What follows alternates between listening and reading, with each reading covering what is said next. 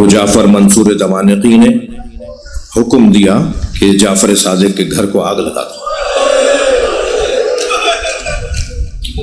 مولا کو زہر دے کر بعد میں شہید کیا، مگر اس سے پہلے جو اس مولا پر ظلم روا رکھے گئے ان میں سے ایک عنوان. اور جب گھر میں آگ لگی نا، چاہنے والوں کا مجمع جمع ہوا، تو حضرت کو ایک چاہنے والے نے روتے ہوئے دیکھا تو اس نے کہا مولا آپ ہمارے صابر امام، آپ ہمارے غیور امام. فرمایا کہ جب گھر میں آگ لگ رہی تھی فیہا علویات، تو گھر میں سیدانیاں تھیں،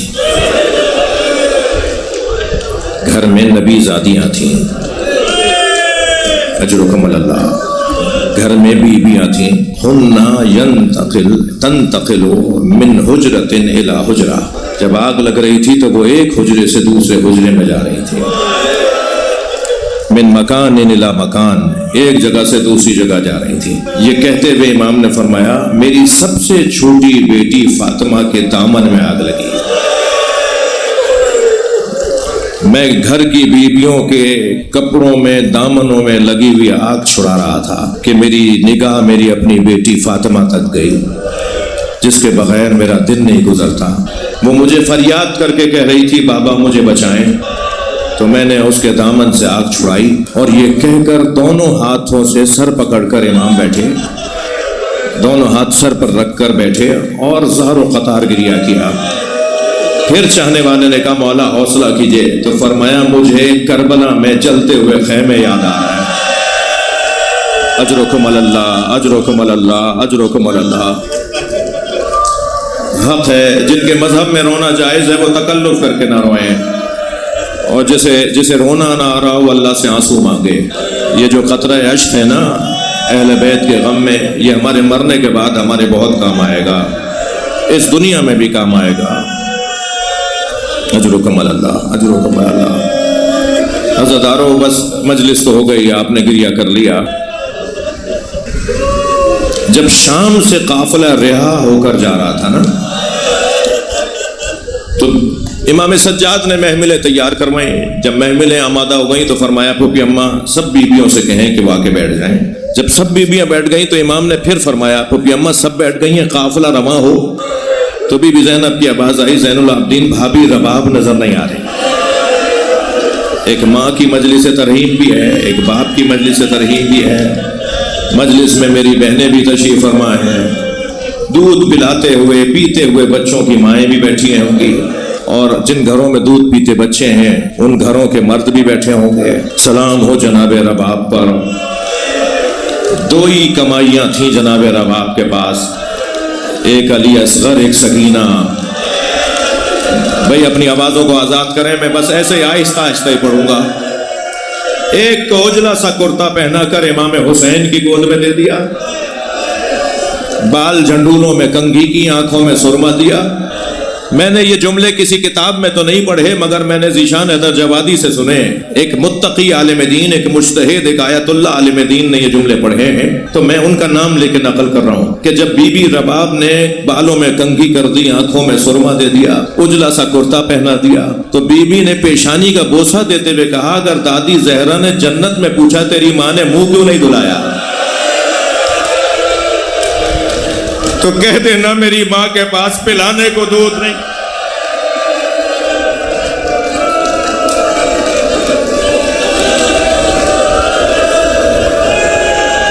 اجرکم اللہ. اللہ آپ کو کوئی غم نہ دے.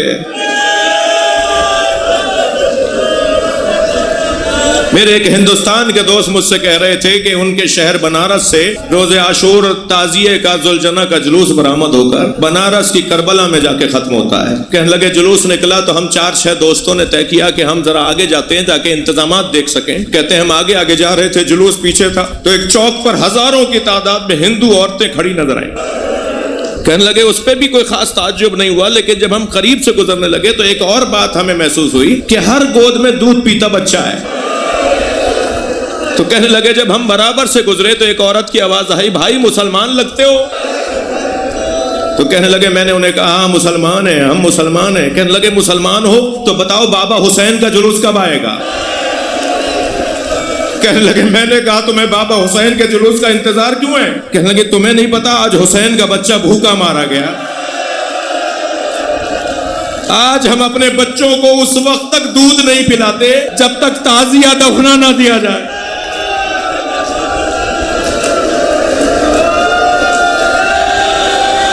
اجرکم اللہ، اللہ آپ کو اس کا اجر عطا کرے۔ بڑا جگر ہے رباب کا، بڑا حوصلہ ہے جناب رباب کا۔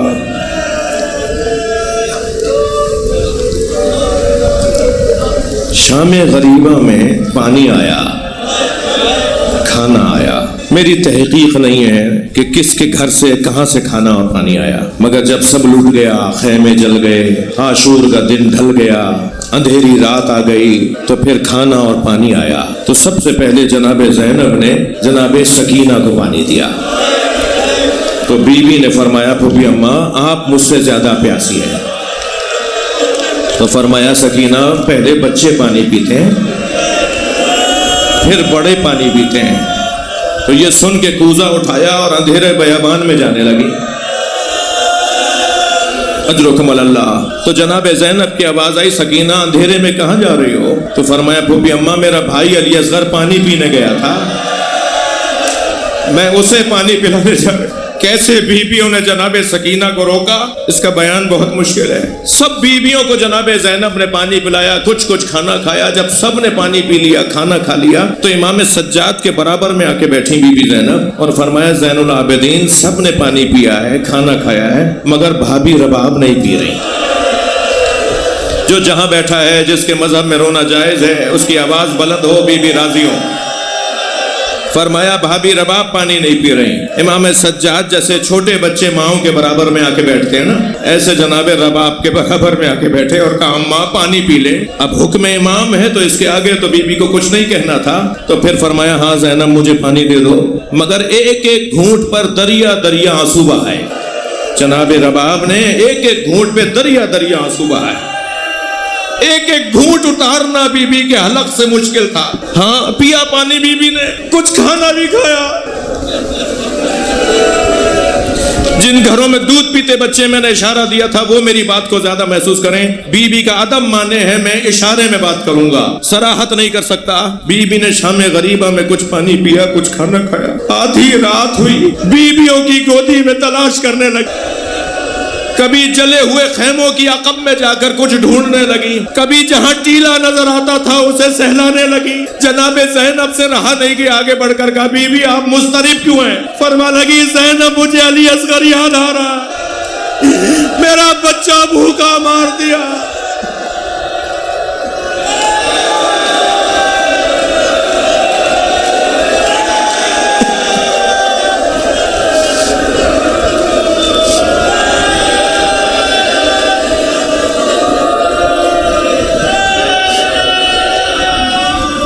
جب ساری بیویاں محملوں میں بیٹھ گئیں تو جناب زینب نے فرمایا اے زین العابدین بھابھی رباب نظر نہیں آ رہی۔ تو امام نے فرمایا مجھے معلوم ہے میری ماں کہاں ہے، مگر بیویوں سے کہیے میرے ساتھ آئیں۔ اب آگے آگے امام سجاد، پیچھے پیچھے بیویاں امام سجاد کے آ رہے ہیں۔ امام نے جیسے ہی رستہ موڑا، رستہ بدلا تو کیا دیکھا؟ سامنے زندان ہے۔ تو جناب زینب کی آواز آئی زین العابدین آگے تو زندان ہے۔ کہ پھوپھی اماں 2 قدم اور آگے آئی ہے۔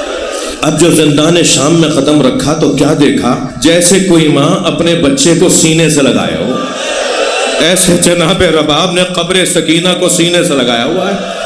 اور جیسے مائیں بچوں کو سلاتے ہوئے لوریاں سناتی ہیں نا، ایسے سنا رہی ہیں اے سکینہ اٹھو قافلہ تیار ہو گیا۔ سکینہ جو تمہاری چادر چھنی تھی وہ بھی واپس آ گئی۔ سکینہ تمہارے لیے تو علیحدہ محمل سجائی ہے۔ سکینہ چلو مدینے چلے۔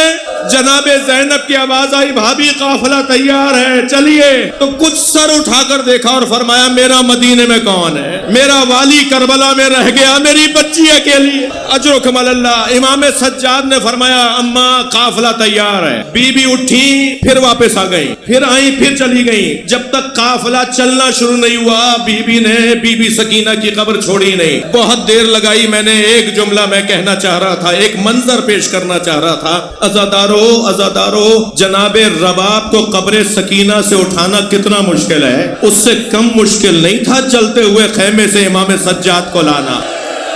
एक यजीदी लश्कर का सिपाही कहता है, मैंने देखा जब खैमे चल रहे थे तो एक बीबी जलते हुए खैमे में जा रही है, मगर जलते हुए खैमे की चोप से उसका सर लगता है, वो रास्ता बदल के फिर अंदर जाती है। वो कहता है मैं ये समझा कि शायद किसी ने इसके सर पे चोट मारी है, सरों से चादरें तो उतार ली, इनके जेवरात छीन लिए, किसी ने इसके सर पे चोट मारी है जिसकी वजह से इसकी आंखों का नूर चला गया है। तो कहता है मैं दौड़ता हुआ आया और करीब आके मैंने कहा, बीबी तुम्हें नजर नहीं आता आगे आग चल रही है, तुम आगे आग में जा रही हो। तो वो बीबी मुड़ी और मुड़कर मुझे देखा और कहा, या शेख इन्ना लना फीहा अलीलुन, इस खैमे में हमारा एक बीमार रह गया है जो अपने पैरों से चलकर नहीं आ सकता। कहता है तब मैं समझा ये अली की बेटी ज़ैनब है। वो जलते हुए खैमे में गई और अपनी पुष्प पर अपना बीमार भतीजा उठा के ला। सारे मैदान ने देखा अली की बेटी अली के बच्चों को कैसे बचा।